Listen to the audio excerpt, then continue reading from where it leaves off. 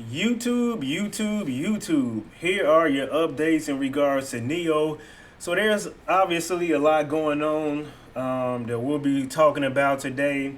So I thank you guys for tuning in. Please hit that thumbs up as we continue to grow the channel. I greatly would appreciate it. So at this particular time, we've been kind of itching for more, news to come out in regards to Neo. And so today, Neo, I would say, had a rough day, but it wasn't like it wasn't the end of the world. So down 5.3% on the day, and we've seen levels as low as $4 and let's see, $4. At one point, I saw it down to 4.90. So it looks like we got down to about 4.92 pre-market. It looks like 4.89. But guess what, guys? We got Neo down to ranges that brings it back on sale, right? So a lot of people are down on this particular stock, and we've seen it hit levels that we hadn't seen it hit in some time, right? So there's two different things going on. One, we all know about the stimulus fiasco that's going on. But number two, as of yesterday, for those of you that don't know, the United States has a new president, and so a lot of investors are saying that some stocks that are in the EV space are going to get the tail end of what's going to be going on because of how high Tesla stock is going.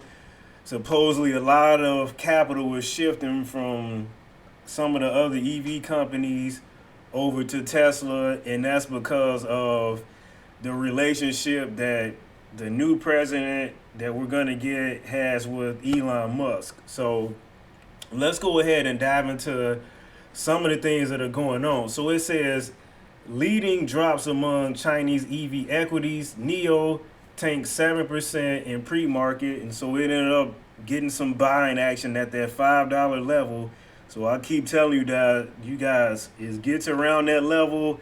It's been holding a decent level of support at $5. Okay, and it says plummeted 7%, and Li Auto lost 7%. Candy Technologies declined 1%. ZQ Intelligent Technology dropped 7%. Now, early trading saw Rivian plummeting 5% and Lucid falling 2%, which further affected U.S.-based EV companies worried about probable cuts in EV tax credits and incentives. Now, on the other hand, Tesla jumped 15% since its investors expected possible advantages for the business in a less subsidized environment. Now, Dan Ives of Wedbush Securities claims that Tesla's size and reach give a competitive edge, particularly in a climate where Chinese EV manufacturers could encounter increased tariffs restricting their U.S. market entrance. So, for its autonomous and complete self-driving capabilities, Ives pointed out Tesla might profit from a shortened time scale. He did, however, warn that if political relations between Tesla CEO Elon Musk and Trump deepen, the company would have difficulty with consumer demand. Furthermore, rising trade conflicts can endanger Tesla sales in China. Okay, so I did a video earlier about what's going on with Tesla, but one of the things that could be to the advantage of Neo in this particular case, because this video was about Neo, is that if Elon Musk and Trump have any tensions, any disagreements, any swaying of power, any restrictions to power, then Tesla is going to have a problem. And then guess what? A lot of that capital that flooded out from the EVs today are going to go right back to where they were before. So although we see the initial moves, I still believe that Neo is going to come out on top, okay? So again, these are some issues that are not of Neo's own at all, and unfortunately, Neo is getting the bad end of the stick here, but it's mostly going to be tariff related, right? So again, when we talk about these different countries, each country wants to benefit their economy. They want to stimulate their own economy, and if that comes at the expense of raising tariffs on companies that are housed in different countries, they're going to do what they have to do. So they're going to take more from the companies that are in another country, and then they're going to lessen the taxes internally for their own countries, if that makes sense. So this is the battle that we'll be dealing with probably for the next 4 to 5 years, maybe even more. Okay. Now there was also some more information that came out in regards to the tariffs for Neo. All right. And so it says this. So China escalated its trade dispute with the European Union on Monday by lodging a formal complaint with the World Trade Organization regarding the EU's recently imposed tariffs on Chinese-made electric vehicles. So you got more issues going on with tariffs, okay? Now the details. Here we go. China's diplomatic mission to the WTO, also known as the World Trade Organization, said it strongly opposes the EU's decision to implement tariffs of up to 35% on Chinese EVs. Now, China claimed the tariffs are protectionist and an abuse of trade remedies in violation of WTO rules.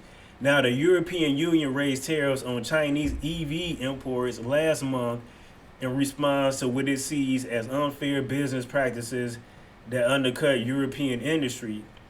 Now, the tariffs will be in effect for 5 years, and Chinese automakers, including Li Auto and Neo.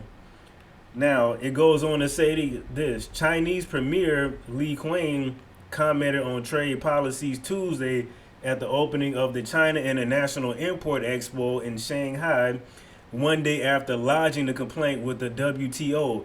Now, Bloomberg reported Lee appeared to take a jab at the U.S. and EU trade policies, mentioning various acts of dishonesty without going into detail.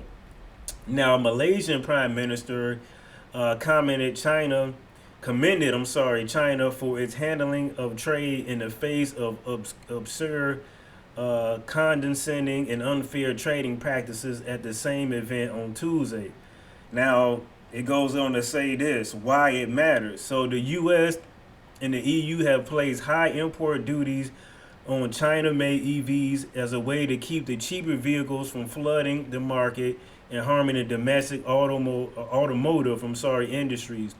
Now, both countries are opposed to Chinese government subsidies, which support China's EV makers and enable the vehicles to be sold at lower prices than domestically produced EVs. So, it looks like there is a